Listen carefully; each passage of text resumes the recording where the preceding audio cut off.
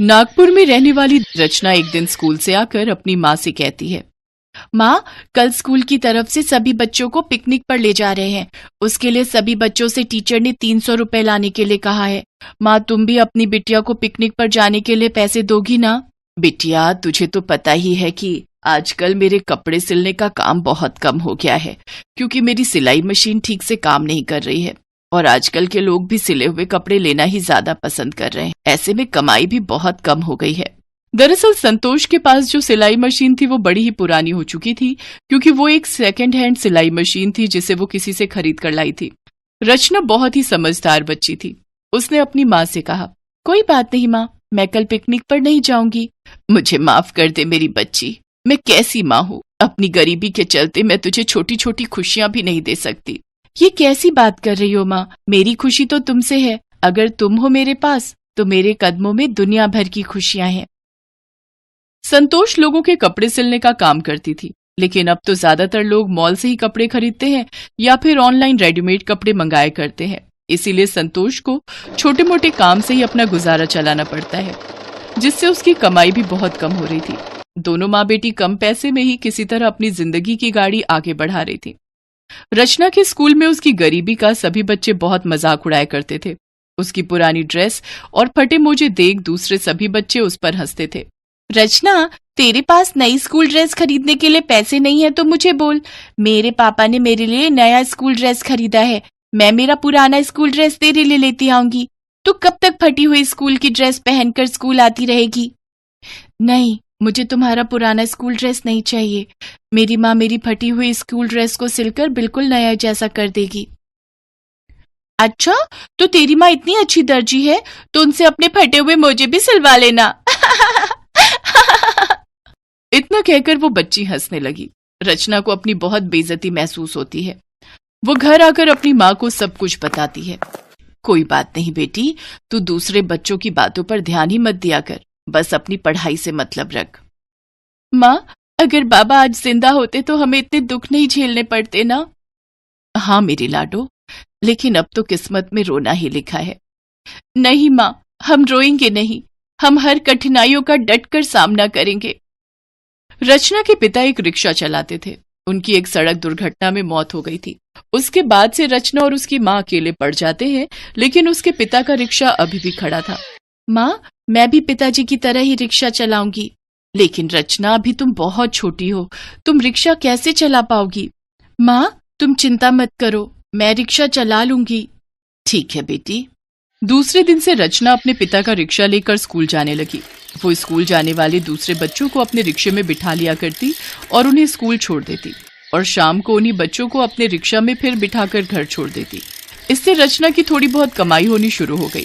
वो घर खर्च चलाने में संतोष की मदद करने लग गई, लेकिन इन सब से उसके स्कूल के दूसरे बच्चे भी उसका मजाक उड़ाने लगे और उसे रिक्शा वाली कहकर चिढ़ाने लगे। तो क्या हुआ, मेहनत करती हूँ और पैसे कमाकर अपनी माँ का हाथ बटाती हूँ, किसी के आगे भीख तो नहीं मांगती हूँ ना? रचना अपने जवाब से सभी का मुंह बंद कर देती। ऐसे ही कुछ दिन बीत जाते हैं। फिर एक दिन स्कूल में प्रिंसिपल मैम अनाउंसमेंट करती हैं, बच्चों, परसों हमारे स्कूल में फैंसी ड्रेस प्रतियोगिता है। सभी बच्चों को इस प्रतियोगिता में हिस्सा लेना है। जो बच्चा इस प्रतियोगिता में प्रथम आएगा उसे पूरे 20,000 का इनाम दिया जाएगा। अनाउंसमेंट सुनते ही रचना ने सोचा, ये इनाम मुझे मिल जाए तो माँ के लिए नई सिलाई मशीन आ जाएगी, लेकिन फैंसी ड्रेस प्रतियोगिता में पहनने के लिए मेरे पास कपड़े कहाँ से आएंगे? रचना की क्लास के बच्चे उसे बोलते हैं, रचना, फैंसी ड्रेस कंपटीशन में तू कौन सी ड्रेस पहन कर आएगी? ये क्या पहनेगी? इसके पास तो स्कूल की ड्रेस भी ढंग से पहनने को नहीं है। रचना, मेरे पास एक पुरानी ड्रेस है, तू कहे तो मैं तेरे लिए ला दूं? नहीं, मुझे तुम्हारे कपड़ों की जरूरत नहीं है, मेरी माँ है ना, वो मेरे लिए कुछ सिल लेगी। हाँ, तेरी माँ ने दूसरों के कपड़े में से चोरी करके कुछ कपड़े तो बचा ही लिए होंगे, उन्हीं कपड़ों में से कुछ ड्रेस बनवा लेना। अपनी सहेलियों की बात सुनकर रचना उदास हो जाती है। जब वो स्कूल से घर आती है तो संतोष उसे खाना निकाल कर देती है। रचना, मेरी लाडो आ गई, आकर खाना खा ले। नहीं माँ, मुझे भूख नहीं है। क्यों भूख नहीं है? तू तो अब पहले से दुगनी मेहनत कर रही है। तू अगर ठीक से खाना नहीं खाएगी तो पढ़ाई और काम दोनों एक साथ कैसे करेगी? तब रचना स्कूल की सारी बात अपनी माँ को बताती है। माँ, स्कूल में सभी बच्चे मेरा बहुत मजाक उड़ाते हैं। माँ, मेरे स्कूल में फैंसी ड्रेस प्रतियोगिता है और मुझे वो प्रतियोगिता हर हालत में जीतनी होगी ताकि मैं उन सबका मुंह बंद कर सकूं। लेकिन प्रतियोगिता में पहनकर क्या जाएगी? मेरे पास तो इतने पैसे नहीं है कि मैं तुझे कोई ड्रेस दिलवा सकूं बेटी। तभी रचना का ध्यान घर पर रखी अपनी पुरानी कॉपियों की ओर जाता है। वो सभी कॉपियां भर चुकी थी और एक कोने में रखी हुई थी। माँ, मेरी ये सभी कॉपियां किस दिन काम आएंगी? हम इन कॉपीज के कागजों से एक प्रिंसेस गाउन बनाएंगे। कॉपी के कागज से गाउन? हाँ माँ, कॉपी के कागज से गाउन। इससे पहले ये गाउन किसी ने देखा भी नहीं होगा। ठीक है मेरी बच्ची, मैं तेरे लिए कागज का गाउन तैयार करूंगी। रचना कुछ अखबार कबाड़ी वाले से जाकर ले आती है। फिर वो दोनों माँ बेटी मिलकर खूब मेहनत करती है और फिर 3 दिन में कागज का एक सुंदर सा गाउन बनाकर तैयार कर लेती है। साथ ही वो एक बेहद ही सुंदर क्राउन भी रचना के लिए बनाती है।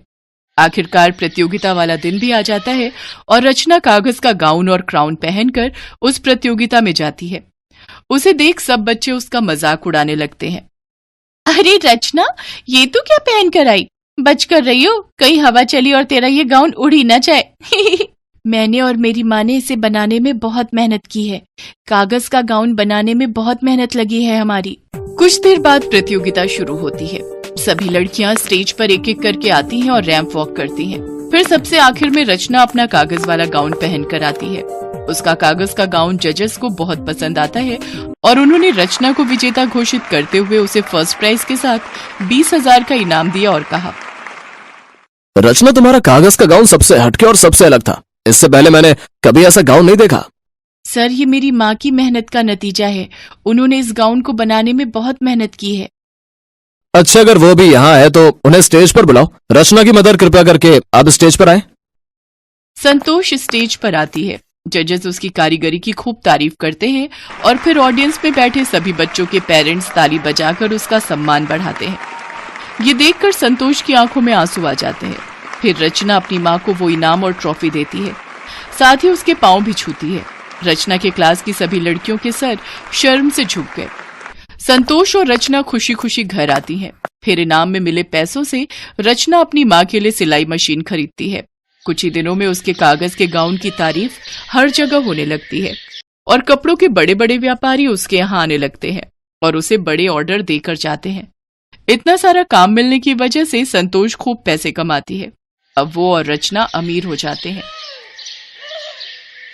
हेलो दोस्तों, कैसे हैं आप सब? हमारी कहानियाँ देखने के लिए हमारे चैनल को सब्सक्राइब कीजिए और हाँ, बेल आइकॉन पर क्लिक करना मत भूलिएगा।